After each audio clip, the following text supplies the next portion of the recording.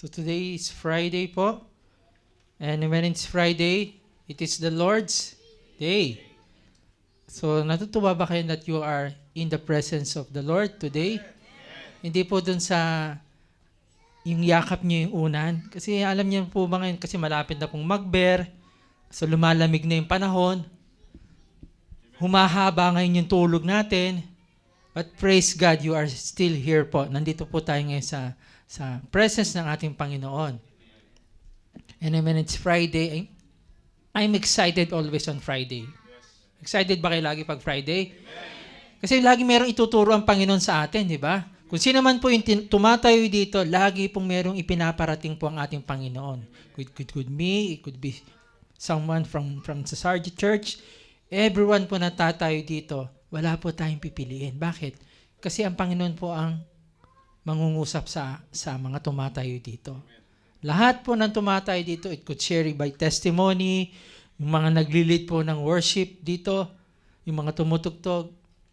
Ang sabi po ng Panginoon, basta't kayo nandyan, mag-relax lang kayo, and listen to my word, at kung ano man ang sasabihin niya, receive it, because it's galing po sa akin yon. Okay po? So tayo po nasa series pa rin po natin pag-aaral ngayon kung saan nasa buhay po tayo ni King Saul.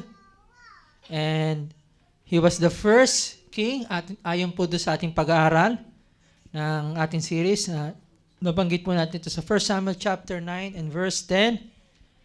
And to require for a king or choosing for your right king, it requires several things. Sabi nga dito, it requires the right timing, it requires the right stop, the right direction, the right present, the right confirmation, the right conduct, the righteousness, the right call, and the right angle. Ito po yung sasabi ko sa inyo. Halimbawa, sino ba itong king na ito? For example, if you will go into adopt, if you are looking for a job, ito yung nasabi natin, Lord, before asking for a right king or a job, siguraduhin ko po, or make sure na itong king na to ay hindi po magiging hindrance sa aking buhay. Halimbawa, before I was as a leader, in a Bible study leader, and then you choose a king. Lord, I need another king in my life.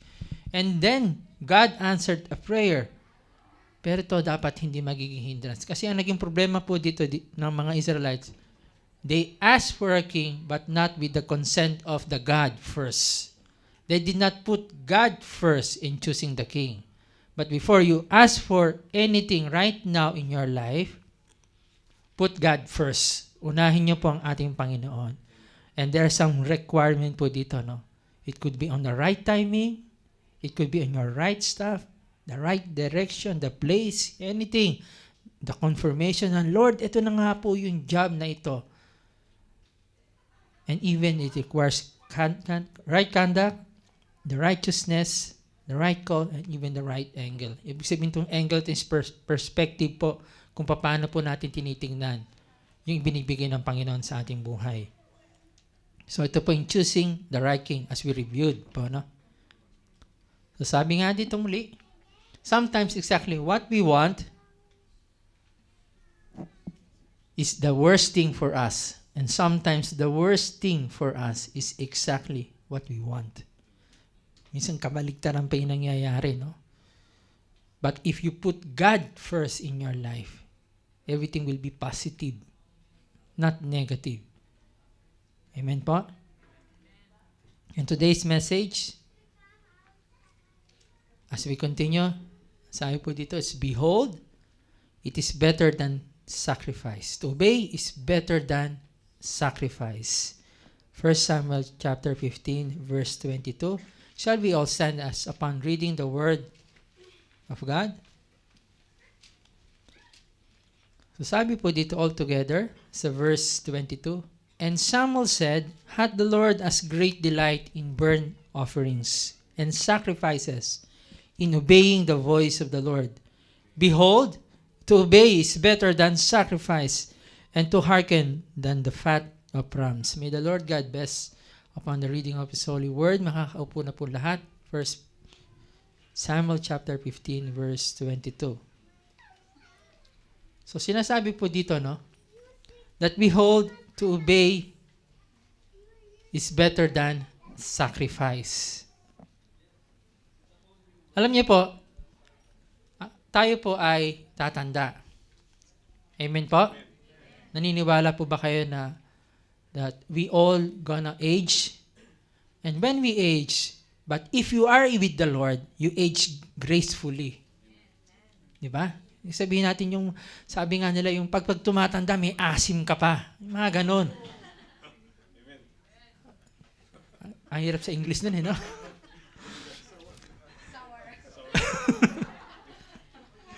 Di ba? May asim pa raw kahit tumatanda.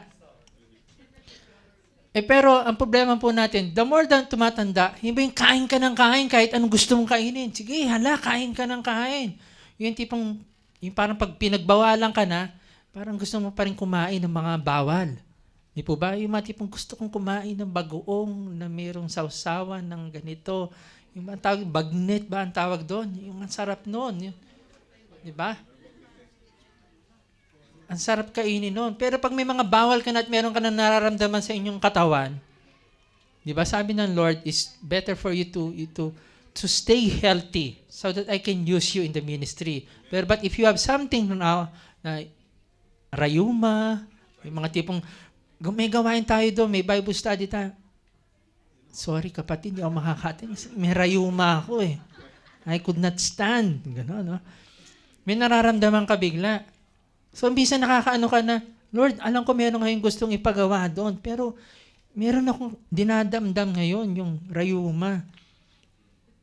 Pero hindi ka ngayon makapunta. Paano? Kasi tumira ka ng mga pinagbabawal, mga munggo, yung mga may mga kamatis, gano'n. Lahat pinagbabawal. Pastor, birthday po kasi. So, nasobrahan ka, no? So, in order for you to obey, ang sasabihin sa'yo ng doktor, huwag ka nang kumain ng mga bawal na pagkain para sa iyo. And then, you will obey. That's the time you obey. Kasi kalusugan mo na yung pinag-uusapan. Diba? Tama na yung mga, last na, yung mga ganon. Mamaya, last mo na nga. Diba? Yun ang mahirap din, yung last mo na. And then, ang Lord, meron pang plano sa iyong buhay.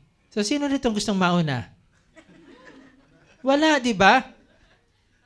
Ang gusto ng iba, siya muna, Lord. Siya muna, Lord. Di ba? Wag muna ako, Lord. Siya muna. Bata pa ako, Lord. Siya muna. Kaya nga pag may namamatay, ano sabi sa usapan pag may namamatay? Ilan taon na yung ano mo, tatay mo? Ay, 70 plus na yun, 80 na. Okay lang. Nasa edad na naman yun eh. Tama lang yun. Pero yung pag bata pa, 30 plus, wow, bata pa. Sayang naman, may plano pa ang Lord dyan. Sana napakilala ko pa kay ganito. Pero pag matanda, ay dapat nga, noong pa yan eh. Ba't pa pinagtatagal ng pamilya? Di ba? To obey for the Lord is better than sacrifice. You need to sacrifice something in your life.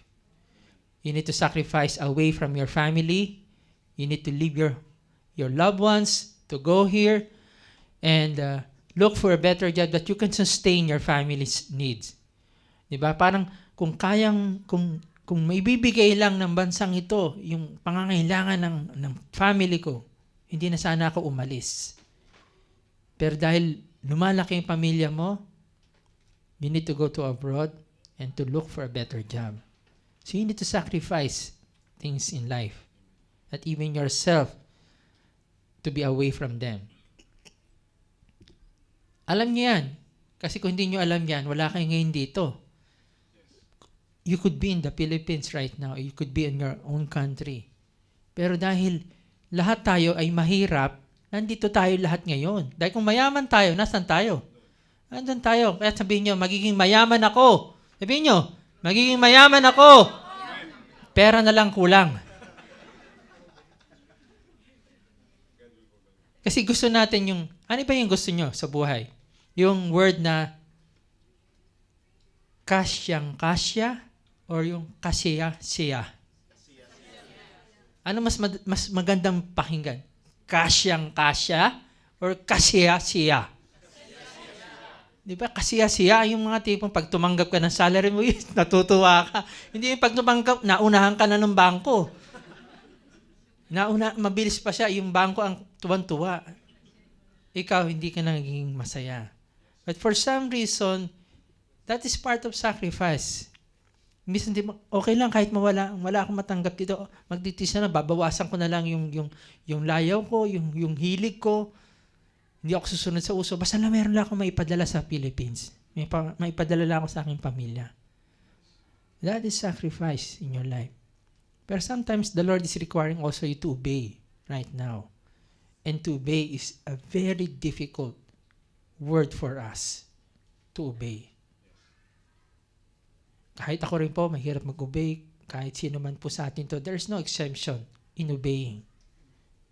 Mahirap po yon.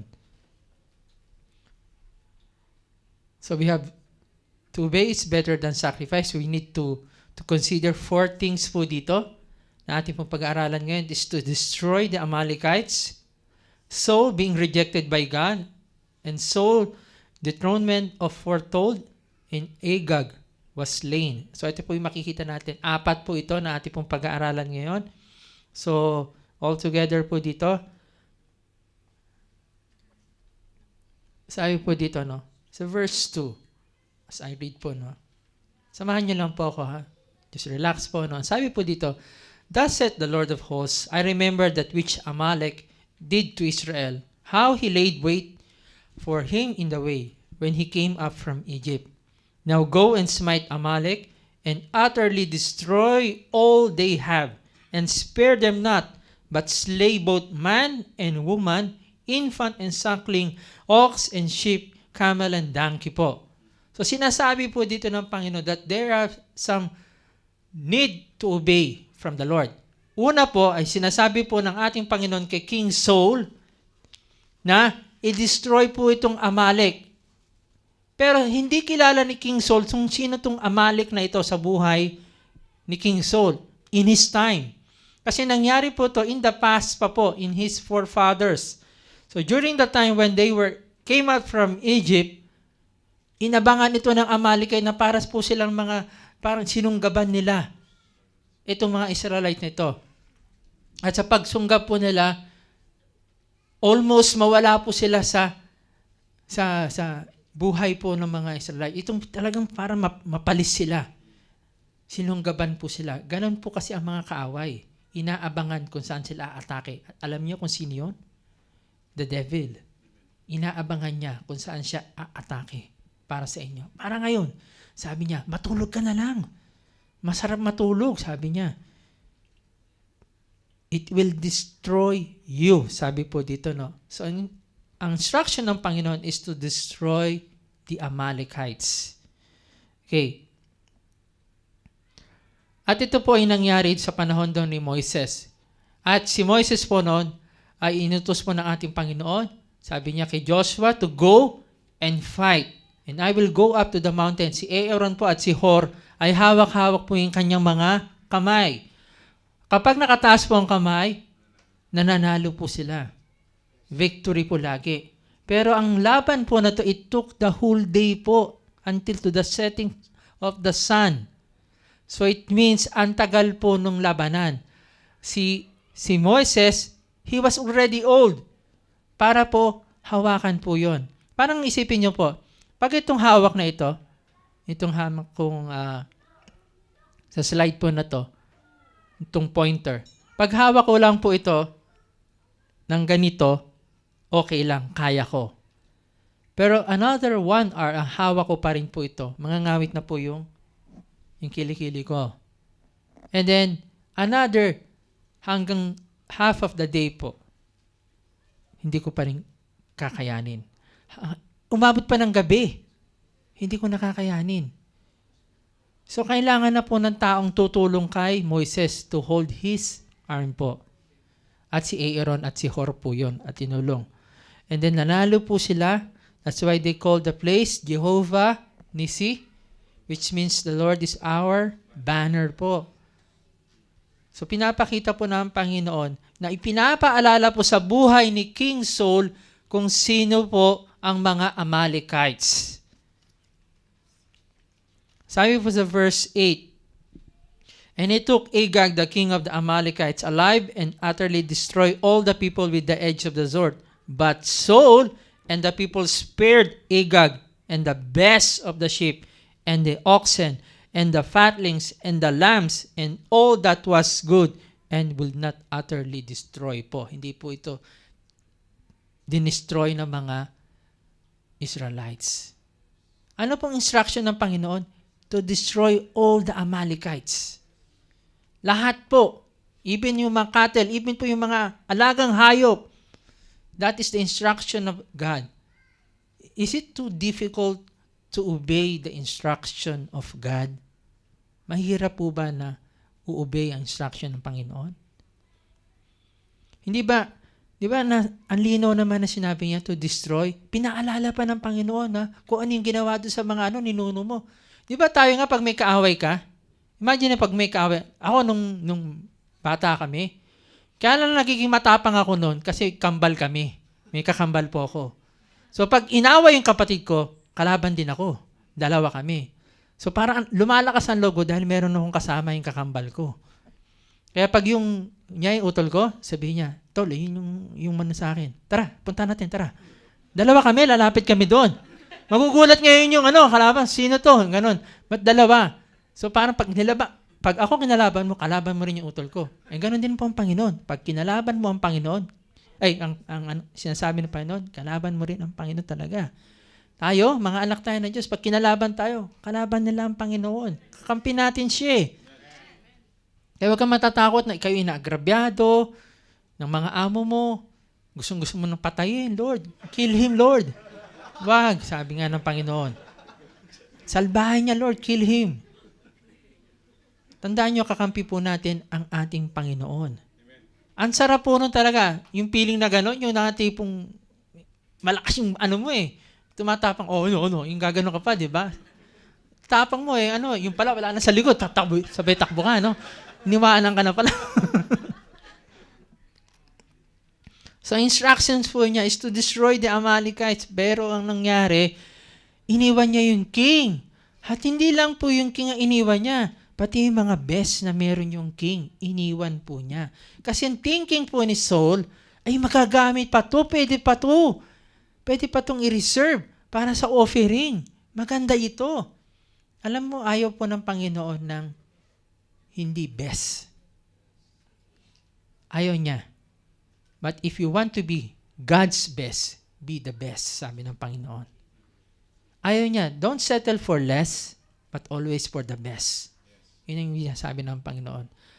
Sa thinking mo, kung yung trabaho mo ngayon hindi pa maganda, it could be less. But settle for best, sabi ng Panginoon sa inyong buhay. Ayaw niya itong mga spare na ito. Kasi ano nangyari? Hindi naman nila ito pinaghirapan Na-acquire na lang nila ito. At ang thinking nila, pwede pa ito na magamit. Pwede pa itong ma-reserve. Pero ang instructions ng Panginoon to destroy the Amalekites. And sino ba itong mga Amalekites sa inyong buhay? Ang sabi po ng Bible, it is your sin. Ano ba yung mga sin na meron? Pag sinuko mo na ang buhay mo sa Panginoon, ibigay mo na sa Panginoon. Huwag kang mag-reserve pa. Hindi naman ata pwedeng ibigay yung part na yung buhay kong yun Iniingatan ko yun. Hindi pwedeng ma-expose yung buhay kong yun. Ako lang ang nakakaalam nun.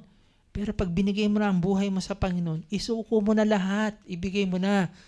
Huwag ka na magtira pa na ginawa nito.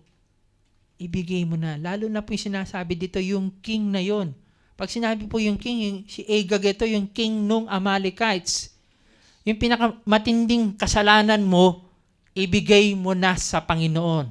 Ano yun? Kung nagsinungaling ka in the past, sa tingin mo na yun yung king, si King Agag yun, ibigay mo yun sa Panginoon. Kung ikaw ay nagkamali, nag-adultery, you committed adultery, ibigay mo yun sa Panginoon. Isuko mo yun sa Panginoon. That is King Agag in your life. Kung nakapatay ka before, bigay mo yan sa Panginoon. Isuko mo siya. Naalala ko yung mga sabi ron, nagkaroon doon ng symposium, itong mga makasalanan. Sabi ng mga makasalanan, di ba may symposium, they called it the symposium of the sinners, mga ganon. So meron doon una nagsalita, sabi ng isa, "Hi, I am liar." Tapos sabi ng mga symposium, "Hi liar, good morning," sabi ganon. Tapos itong liar na to, sinabi niya kanyang lahat ng kanyang ginawang pagsisinungaling. But from now on, hindi na po ako magsisinungaling. Sumunod naman isa si killer. "Hi, I'm killer. I killed so many people right now." Ganyan. Tapos sabi na, "But now, I give my life to the Lord." Sabi niya gano'n. Okay daw. Tapos sabi naman isang sinner, "Hi, I look lustfully into women." Ganyan. So sabi nga sa Bible, di ba, pag mayroon daw tao na tumingin lang daw sa mata, tinignan yung babae, nagkakasala lang. Tandaan nyo, hindi lang po ang lalaki ang tumiting, maging po ang babae. Pag tumingin din sila, they think also lustfully. So nagkakasala din sila. Ganun yun.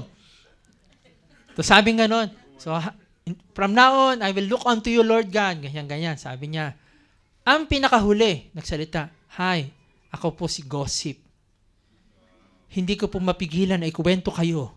Lahat ng mga napakinggan ko, share ko pag uwi ko sa bahay."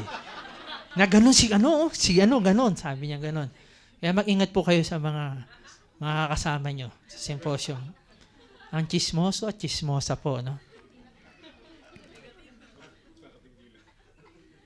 Kukuwento kayo.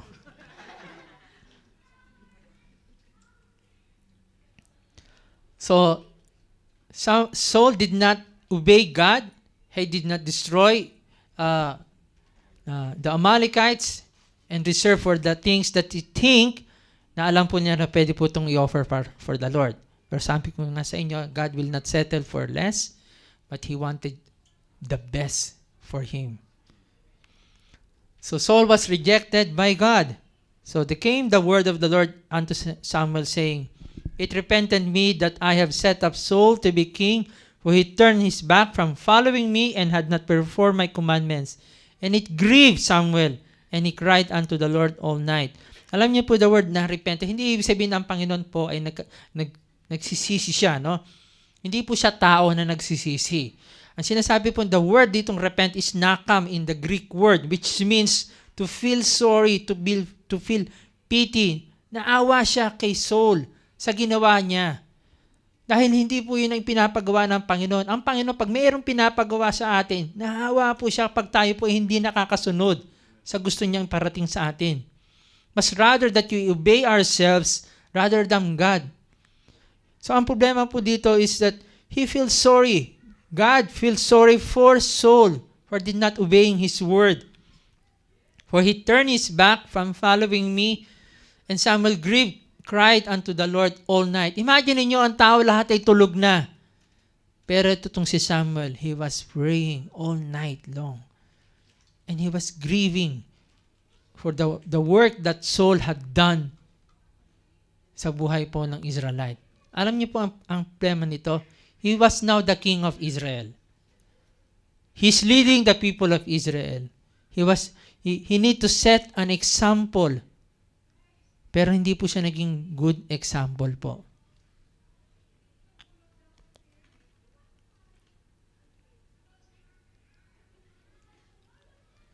So and when Samuel rose early in the morning to meet Saul, it was told to Samuel, saying, "Saul came to Carmel, and behold, he set up a place, and it's gone about and passed on and gone down to Gilgal." Ito yung place na kung saan doon po siya inanoint. And Samuel came to Saul, and Saul said unto him, Blessed be the Lord, O God. I have performed the commandment of the Lord. Ay, yabang yan. Ano kala mo? Totoo. Imagine mo, sabi ng Panginoon, to utterly destroy the Amalekites. So sinasabi niya dito, alam mo Samuel, ginawa ko yung pinag-uutos ng Panginoon. Uwe, sabi nga ni Samuel siguro, no? Totoo? Alam naman niya kung ano nangyari kasi kaya nga siya nag-grieve all night eh. Nalaman niya na ni-reserve ni King Saul si King Agag at yung mga offering. Pero alam niya, masisilaw itong si Samuel dito sa mga offerings na kinuha niya. Pero hindi po nangyari yun. And Samuel said, "What meaning then bleating of the sheep in the mine ears and lowing of oxen which I hear?" Alam niyo pa, pag nakakita na po ba kayo ng kinakatay ng mga hayop like yung goat or yung sheep, lumuluha po yan. At umiiyak sila. Umiiyak sila. Umiiyak sila. Ganun po ang mga hayop kapag inaalay po sila. Umiiyak sila. So narinig po ito. At yung pag-iyak na to, naalala ko tuloy yung isda. Pag wala po akong magawa sa aquarium, pinagmamasdan namin na anak ko yung aquarium. Alam niyo na, sabi ko, kung makakapagsalita lang itong mga fish na to, ano kayang words nila? Sabi na anak ko, "Papa, naalala mo sinabi mo?" Sabi ni isda, "Praise, praise, praise." Praise daw, praise. Alam niyo, nung mamamatay na yung isda, nagulat ako. Alam niyo, pumanik siya dun sa may taas. At dun siya sa taas. Sa ibabaw ng tubig, gumaganon siya. Help, help, help. Pumanik siya. Alam niyo to, ang tao, pag namamatay po, babalik po siya sa Creator. Alam niya kung saan siya pupunta. Tumaas siya. Buti pa yung isda no? They know how to utter. So, sabi ni Saul, "They have brought them from the Amalekites, for the people spared the best of the sheep and the oxen to sacrifice unto the Lord thy God, and the rest we have utterly destroyed." And then Samuel said unto Saul, "Stay, and I will tell thee what the Lord had said to me this night." And he said unto him, "Pakinggan mo kung ano yung sinabi ng Panginoon." Pero nagsasalita siya noon, "Alam mo, dinestroy ko na lahat yung pinapagawa ng Panginoon.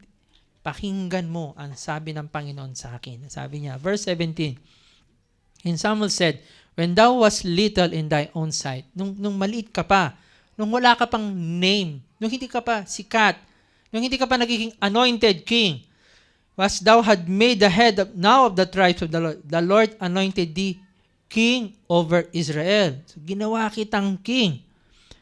Ano nangyari nang ginawa kitang king after this? "And the Lord sent thee on a journey and said, Go and utterly destroy the sinners, the Amalekites, and fight against them until they be consumed." Pero ano nangyari? "Wherefore, then didst thou not obey the voice of the Lord?" Ano raw niya inovoy? "But didst fly upon the spoil and did evil in the sight of the Lord." When you did not or you do not obey on the Lord, you do evil things in His sight. Ganun po ganun kabilis ang explanation ng ating Panginoon dito. Kapag hindi daw po tayo nag-obey on His word, we do evil in the sight of the Lord.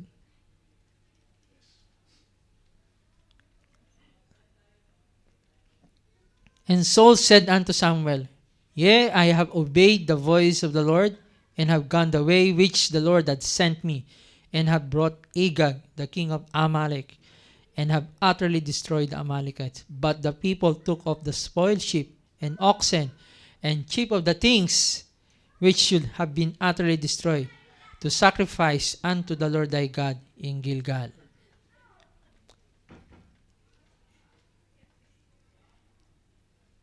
Ngayon, ang sabi po sa verse 22, and Samuel said, "Had the Lord has great delight?" Alam niyo, sabi dito ng Panginoon, natutuwa ba siya dun sa iniwan niyo, bibigay niyo sa akin? Kaya kanina sa kantahan natin, "Lord, I bring an offering to you." Yung offering mo ba is, madidelight ba ang Panginoon sa offering mo? Di ba? Anong line pa ng song, Kuya Russell? Di ba? "An offering to my King, no one on earth sing." So nakikita niyo doon, as we sing kanina, pinapakita rito ng Panginoon na yung offering po ba makaka-please sa Panginoon? Na yung bang kumbaga sa panahon ng mainit, yung delight, yung parang natutuwa kang kumakain ka ng ice cream. At ano yon?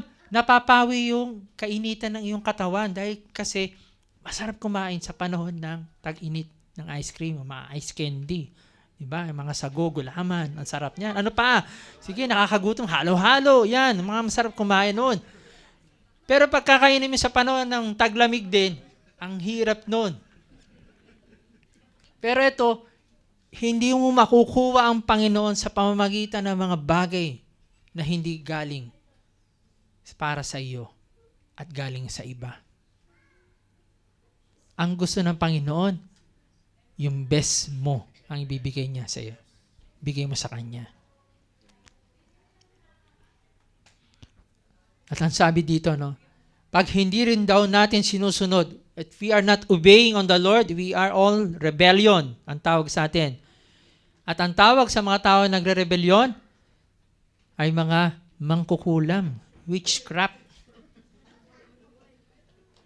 Kapag hindi ka raw sumusunod sa Panginoon, ang tawag sa inyo, mga witchcraft, mangkukulam. Tingnan niyo mga katabi niyo kung baka mangkukulam yan. Baka iniwan lang yung broomstick kanina sa baba.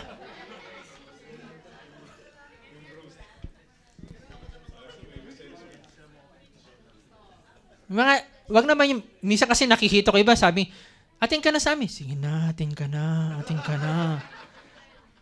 Parang witchcraft na yun. Parang, sige na, sagutin mo na ako. Pastor, ayaw ko sagutin. Sige na, sagutin mo na ako. Parang, so sabi dito, because thou hast rejected the word of the Lord, He has also rejected thee from being king. So nakita po dito na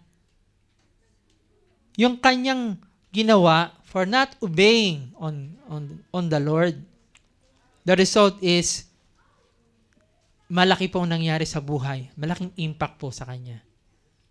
And this is the price on not obeying on the Lord. So expect that if someone from us, will not obey on God, huwag kang mag-expect na i-bless ka niya. Witchcraft na nga ang tawag siya, mangkukulam na eh. Ang sabi po ng Panginoon dito, hindi mo ako ang nireject, but my word you have rejected. And now you have rejected me, you are also rejected of being a king right now. Kasi ang nangyari po dito is, ang tao, gusto nilang madaliin ang Panginoon. Gusto nilang mabilisan yung answer. Pero at that time, hindi pa po ready ang Israel to have a king. Bakit? They have a king, our God. Pero dahil minamadali nila, dahil all nations here have their own king, except us. Sila, ang gaganda ng buhay nila, but not me. Look at me, Lord. Itong buhay ko, katayuan ko. Minamadali nila. Pero alam nyo, hindi pa po ready ang king noon. Sino? Si David. He was still young. Ang Panginoon, gusto pa niya. Yung mga dito, mga dalaga dito, mga binata, kayo magmadali. Baka bata pa yung mga papangasawa nyo. Pinalalaki pa ng Lord.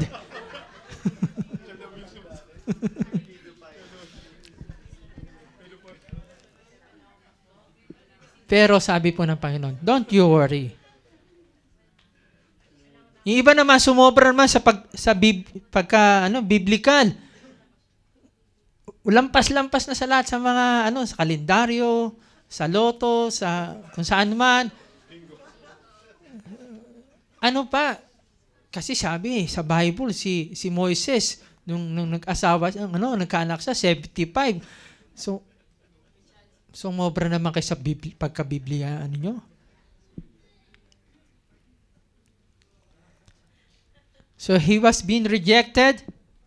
So he was dethroned from, as was told. And Saul said unto Samuel, I have sinned, for I have transgressed of the commandment of the Lord and the words, because I feared the people and not obey your voice. Natakot po siya dun sa salita ng mga tao. Mga kapatid, ang ating pong Panginoon ang siyang dakilang pastol. At tayo po yung mga tupa niya. Kailanman po ang tupa ay hindi po mag-uutos sa kanyang pastol. Lagi po ang tupa ang susunod sa kanyang pastol. At hindi ibig sabihin nakakarami kayo, susunod po ang inyong pastol. ang pastol po ang susundin ng bawat tupa. They did obey, not the Lord, but obey the voice of the people. Now therefore I pray thee, pardon my sin, and turn again with me, that I may worship the Lord. Alam niyo ba, pinakinggan ba siya ng God dito? Hindi po. Naalala niyo yung time na yon, nung humihingi sila ng king? Ito ang gagawin ng king nyo. Oras na ibigay ko sa inyo yung king sa inyong buhay. Kukunin yung time mo, kukunin yung money mo, kukunin yung life mo. Dati nagagamit ka, ngayon hindi na. Pero sabi ng Panginoon dito, kapag ibinigay ko sa iyo yung king to, sabi ng Panginoon, I will never hear your word. Kumbaga sabi dito sa 1 Samuel 8:18-19, and you shall cry out in that day because of your king, which you have chosen you. And the Lord will not hear you in that day. Hindi niya papakinggan na ang inyong daing, sabi ng Panginoon. But nevertheless, the people refused to obey the voice of Samuel, and they did say, Nay, but we will have our king over us. Sabi po sa 1 Samuel 8:18-19. So, hindi po siya pinakinggan. He was dethroned as per foretold by God. And Saul said unto Samuel, I have sinned, for I have transgressed the commandment of the Lord and thy word, because I fear the people and obey the voice.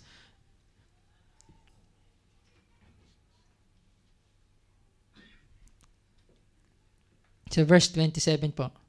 And Samuel turned about to go away and laid hold upon the skirt of his mantle, and it rent. Alam po, yung pagtalikod niya, after giving, yung sinabi po ng Panginoon, ipinarating kay Saul na hindi na magpapatuloy yung pagiging king.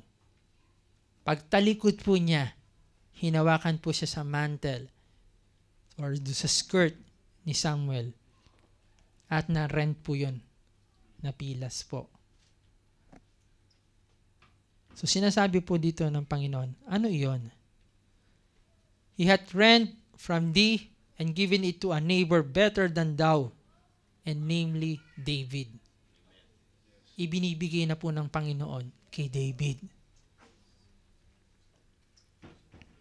Upon one occasion, na ito pong senaryo na ito, when Saul, sa panahon na buhay na po, malaki na po, binata na si David ito, at alam po niya na itong si King Saul, ang susunod po sa kanya ay si David. Pero nang ginawa po niya ito, he was pursuing David to kill David, at napagod po siya na mahinga po dun siya sa cave. At dun sa pamamahinga niyan, na-notice po niya, si David pala, nandun lang. Si David sabi, ay naku, nandito pala si King Saul. So anong ginawa niya? Kinuha rin po ni David at pinilas din po yung mantle niya. And then suddenly, na-realize ni King Saul, nung nagising po siya, this is the confirmation of what he had done in the past. At tayo po'y dadako rin po sa mga susunod na pag-aaral natin yon. Nangyari po yon. Pero tayo po mga kapatid, ang plano po ng Panginoon sa atin ay maganda. Huwag po kayo mag-isip na, naku, baka ngayon, yung king na meron ako ngayon, makaka-hindrance ito sa akin sa Panginoon. Hindi. Sabi ko nga sa inyo, if you are asking for a king, at kung meron na kayong king sa inyong buhay, siguraduhin nyo, put God in your life. Put God.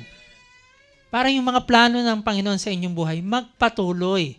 Kasi it so happened that King Saul did not obey on God rather than men. Ang nangyari po, yung kingship niya naputol po.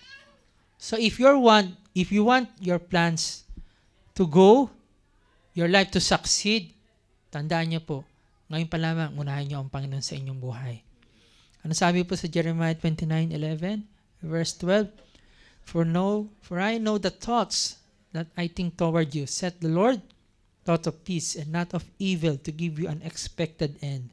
Then you shall call upon me, and you shall go and pray unto me, and I will hearken unto you. Papakinggan ko ang inyong mga panalangin.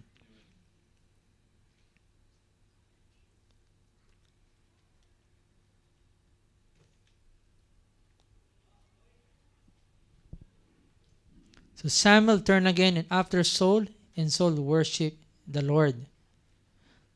So verse 13, balikan natin. Then he said, I have sinned, yet honor me now, I pray thee, before the elders of my people and before Israel, and turn again with me, that I may worship the Lord thy God. So this time, the Lord, pinakinggan po yung panalangin niya. Kaya mga kapatid, papakinggan naman ng Panginoon yung mga panalangin natin. So long you ask for forgiveness sa ating Panginoon.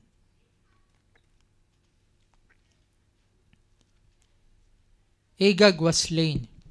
Then said Samuel, bring ye hither to me Agag, the king of the Amalekites. And Agag came unto him delicately, and Agag said, surely the bitterness of death is past.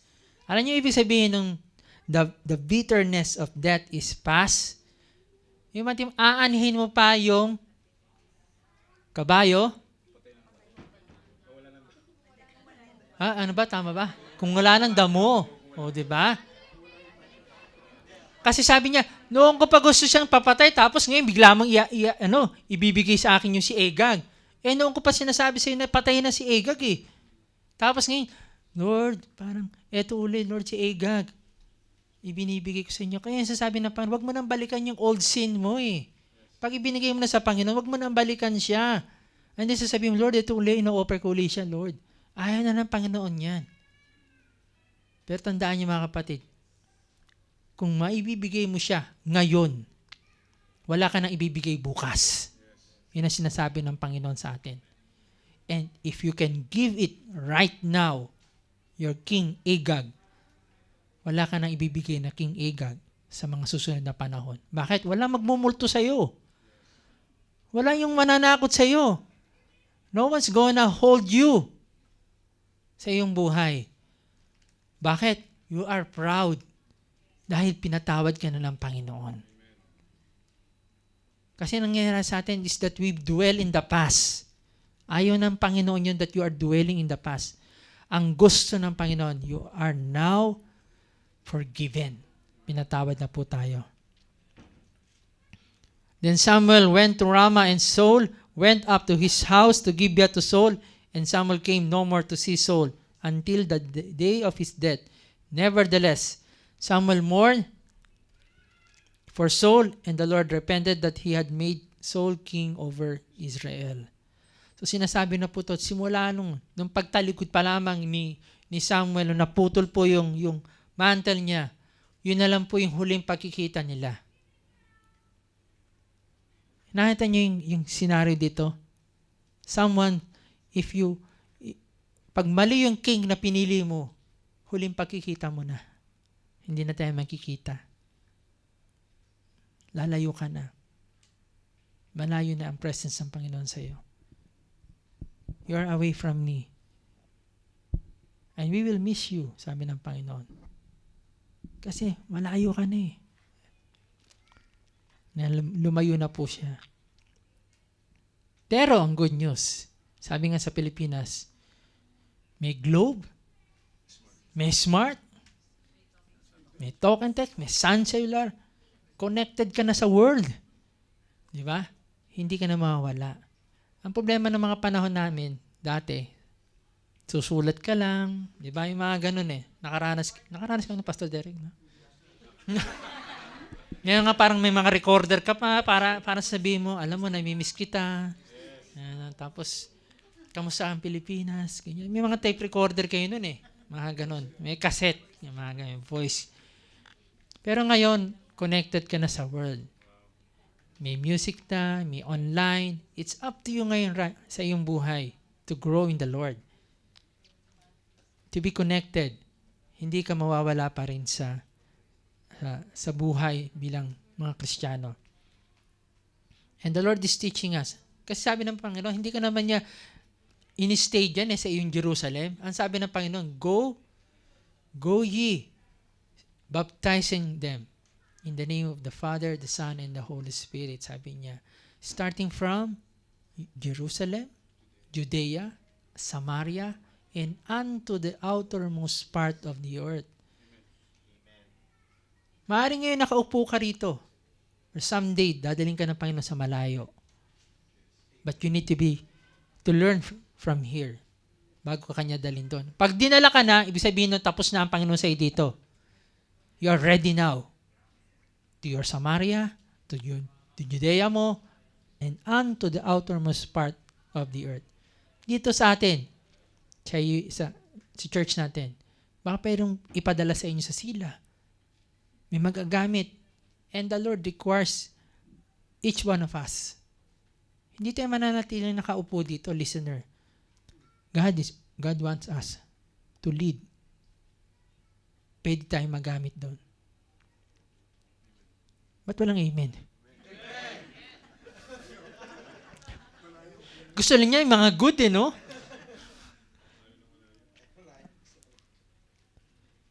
Muli, ang sabi po dito, behold, to obey is better than sacrifice, and to hearken the fat of rams.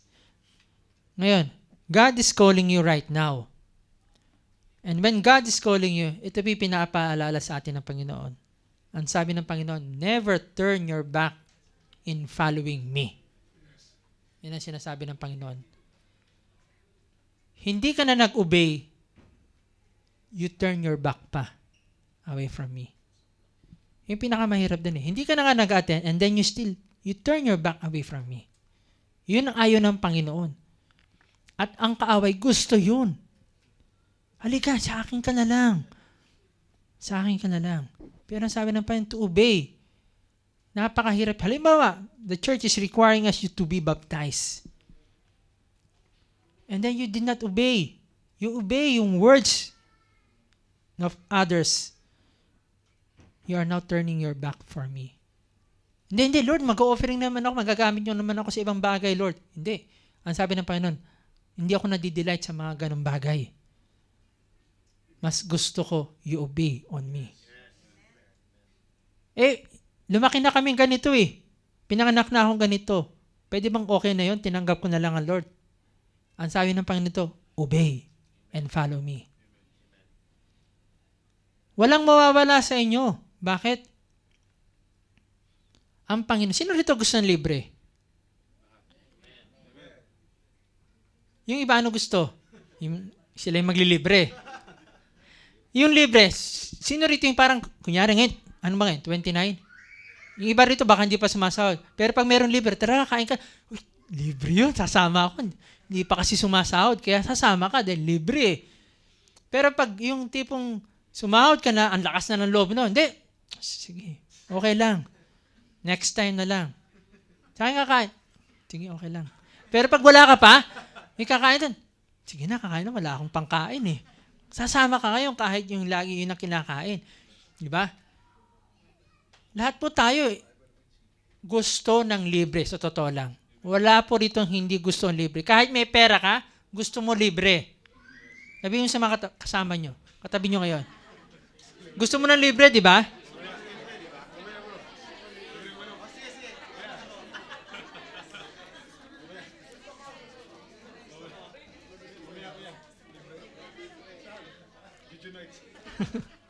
Pero alam niyo po, meron pong binigay ang God. At ang unang naglibre po rito ay ang ating Panginoong God, ating pong Diyos Ama. At ano yung binigay niya? Ang kanyang buktong na anak na si Jesus po. Sabi po sa 1 John chapter 3 verse 16 to 18. Let everyone po listen to this word. Sabi po ng Panginoon, for God so loved the world that He gave His only begotten Son, that whosoever believe in Him should not perish, but have everlasting life. Sino po rito lahat ang gusto ang buhay na walang hanggan? Amen. Taas po ang kamay, lahat. Amen.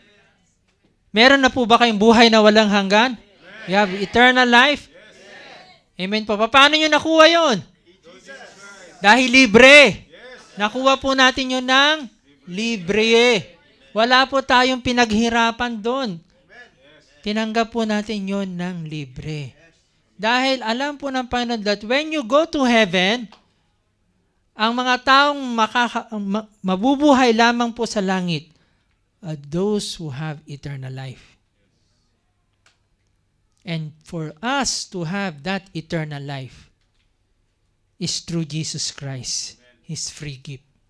Ibinibigay po ng Panginoon yung gift niya ngayon sa inyo. It's free. Libre po yon. Alam niyo po, wala pong ibinigay sa silong ng langit malibang sa ating Panginoon, Jesus. Akala niyo makakapagligtas yung religion niyo? No. Akala niyo yung child na na-acquire niyo na pagiging sa old faith niyo? No, it could not save us. Wala pong ibinigay. Akala niyo yung mga santo-santo niyo, mga daladala niyo, hindi po yung makakapagligtas sa inyo. Dahil hindi po sila mga bigatin.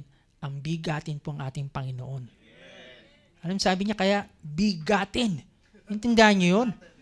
Wala na pong ibang bigatin na ibinigay ng Diyos kundi ang ating Panginoong Jesus. Bigatin. His Son. Kaya ngayon mga kapatid, pag tayo po ay pupunta sa langit at kaharap natin ang Panginoon ngayon, sabi po ng Panginoon, bigyan mo ko ng isang dahilan para papasukin dito. Dahil ang mga tao makakapasok lamang dito sa langit ay ang mga taong meron pong buhay na walang hanggan. Kung gusto mo siya ngayon, ang ating Panginoon, tanggapin sa inyong buhay. To receive Jesus. And if you receive Jesus, meron kang eternal life. And to receive Jesus Christ, ang sabi po sa verse 17, for God did not send not His Son into the world to condemn the world, but the world through Him might be saved. Na sinasabi po dito ng Panginoon, sa mga tao po, sino man po sa atin, na tinanggap po ang ating Panginoon, receive Him, will not receive to be condemned. Hindi ka po nahatulan. Pero sabi, ang mga taong hindi po tinanggap ang ating Panginoon, you are already condemned. Dalawa lamang po ang binibigay. Una, ang eternal life through Jesus Christ. Pag wala ka pang eternal life, saan po ang pupunta ang tao? Doon po sa impyerno. At ang buhay naman doon, iba. Ang tawag doon, eternal death. Doon, wala na magliligtas sa iyo doon. Bakit? Patay na po kayo eh. Patay na po tayo. Pero ngayong buhay ka pa, natanggap mo na yung free gift ng Panginoon. Ang saya-saya, sabi nga. Dahil buhay ka pa, alam mo meron ka ng buhay na walang hanggan. At ang buhay na yon sa ating Panginoong Jesus. Mga kapatid, I want you to close your eyes right now. If you have not received the Lord Jesus Christ sa inyong buhay right now, and if you believe in His Word right now, ang sabi po dito ng Panginoon, to receive Jesus Christ is to believe Jesus, that He died on the cross for your sins. I will pray for you right now. Habang nakayuko po ang bawat isa, huwag po kayong mahiya. If you want to surrender your life to Jesus, if you want Jesus in your life right now, huwag po kayong mahiya, itaas ang iyong kamay. Panginoon, gusto ko po ang Panginoon sa aking buhay. Panginoon Jesus, huwag po kayong mahiya. Salamat po sa mga tataas ng kamay.